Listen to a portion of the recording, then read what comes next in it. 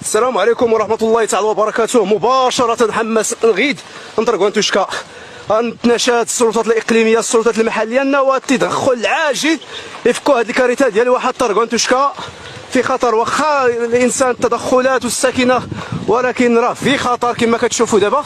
البارطاج الاخوان الله يجزيكم بخير، اللي طاح عنده اللايف بارطاجيو.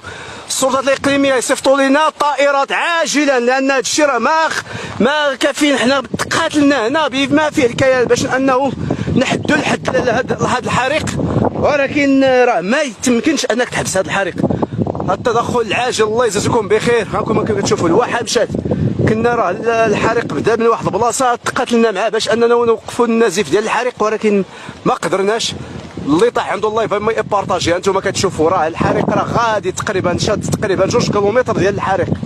انتم كما كتشوفوا الله يجزيكم بخير. انا راه نحاولوا نقربكم لعين المكان. ها الله يجزيكم بخير. حاولوا الطائره تدخل السلطات الاقليميه السلطات المحليه كما كتشوفوا. البارطاج الاخوان بارطاجيو. انتم كتشوفوا الحرائق مباشره في واحد طرق نتوشكا اقليم شتوكا ايتباع قياده التنالت يتدخلوا. انتم كما كتشوفوا قدامنا واحد في خطر. راه تقاتلنا بانه نبداو اللايف من الاول ولكن على حساب الجهد ديال الكونيكسيون راه ما كاينش الريزو.